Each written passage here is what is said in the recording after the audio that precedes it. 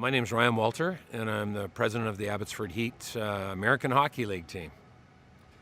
You know, I had a chance all my life. I got pushed into leadership. I don't know why that is. I was one of these kids in sort of, pup, back in those days, pup hockey, Pee-wee, Bantam, midget, and then junior, and then NHL, where they put a C on my sweater. And I always wondered, why are you doing that? Stop doing that.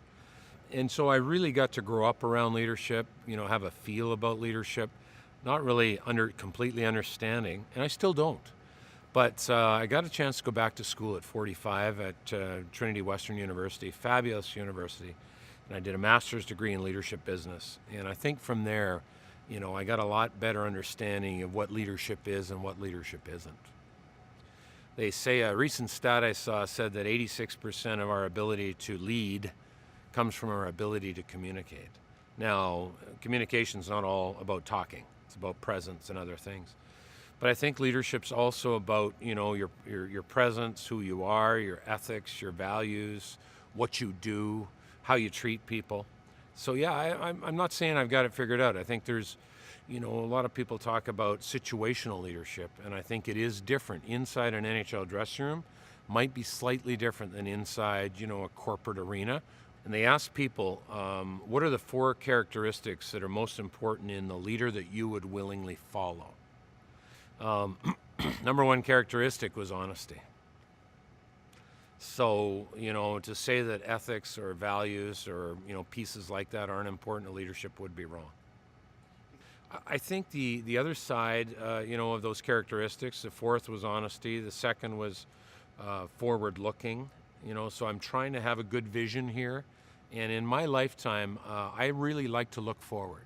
I'm somebody that likes to build things and look to the future and, bring a team with us. The 3rd interesting characteristic is inspiring.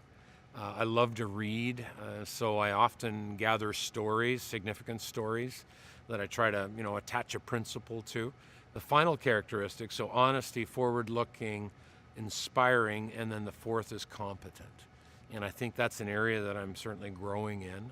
I'm not saying I'm completely there. So, I think that those are the pieces of my leadership style that I look to enhance or move towards.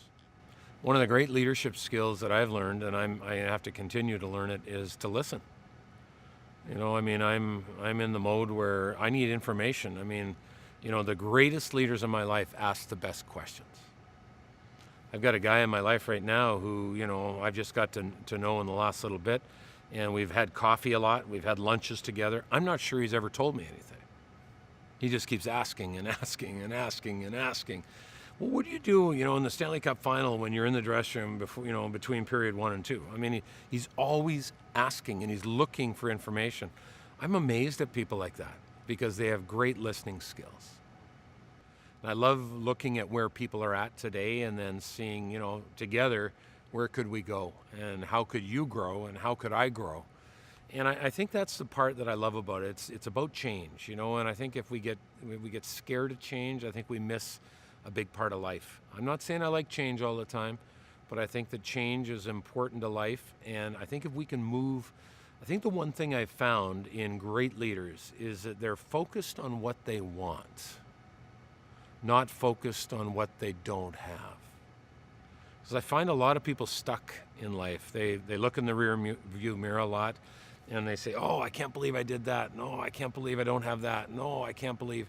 Well, it's interesting. All the literature I've ever read sort of funnels down to one thing. You become what you think about most of the time. Some get out of the womb a little farther along, on the leadership track. Some are a little more gregarious and they go out and do things.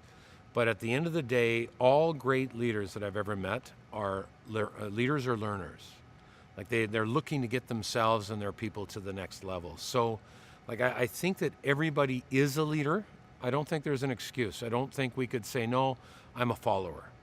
But I think the newest sort of reference to leadership that I think I like best is leaders leading leaders and leaders following leaders. At the end of the day, in business, when the client's on the line, you're leading. So if you're the gatekeeper, if you're the lady at the front, you're in charge. So I think everybody takes a leadership role, and I'm in our estimation, what I try to do is really remind people that everybody is a leader.